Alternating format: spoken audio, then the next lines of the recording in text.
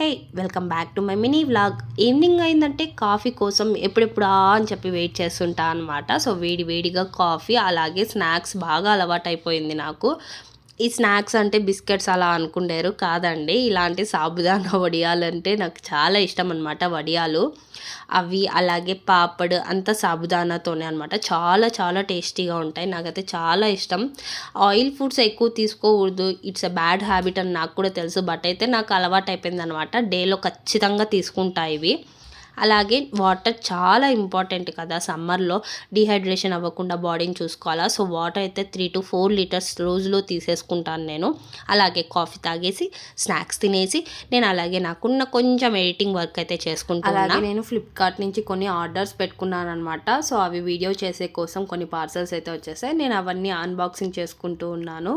So unboxing చేశాక ఇంకా వెళ్ళి వీడియో కూడా చేసేసుకోవాలా. That's my mini vlog. Bye bye.